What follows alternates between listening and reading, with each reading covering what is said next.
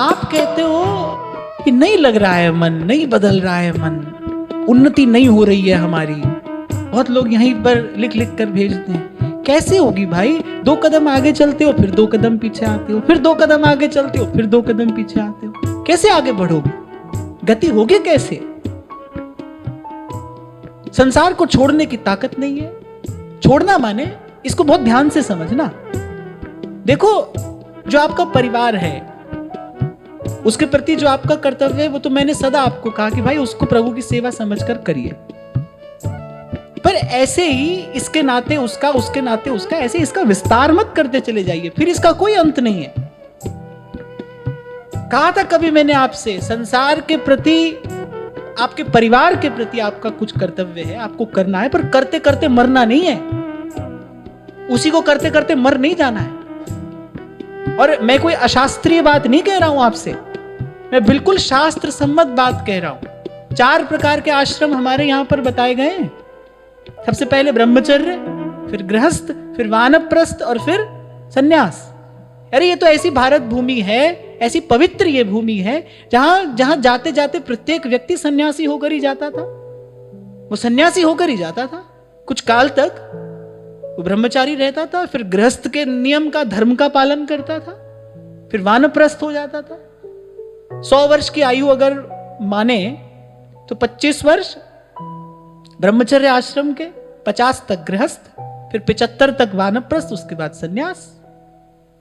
अब आज तो 100 वर्ष की आयु है नहीं, चलो अब 80 मानो, तो फिर 40 के बाद तो वानप्रस्थ हो जाना चाहिए ना।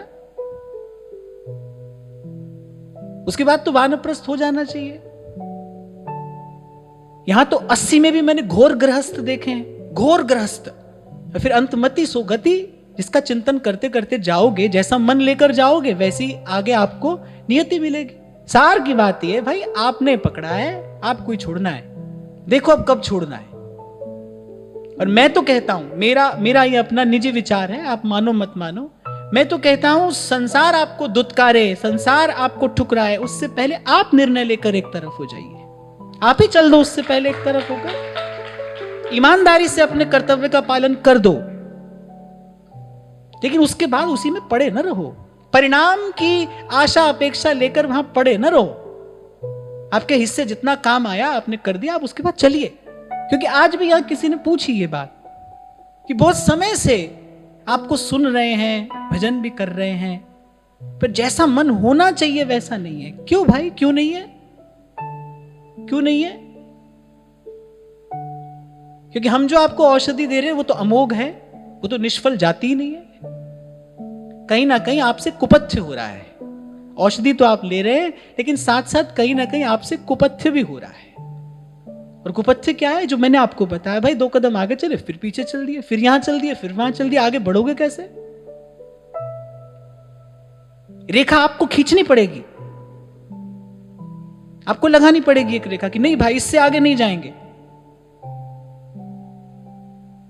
और कब तक इन झूठ मूठ की मीठी मीठी खोखली बातों में आप उलझे रहोगे?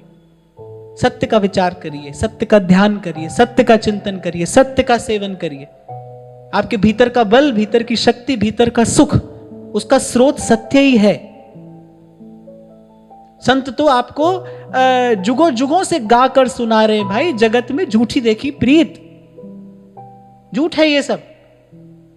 बाजीगर को पेखनो, कह रहे मिटत न लागे बार, साचे श्री राधा रमन, झूठो सब संसार। बाजीगर को पेखनो, मिटत न लागे बार।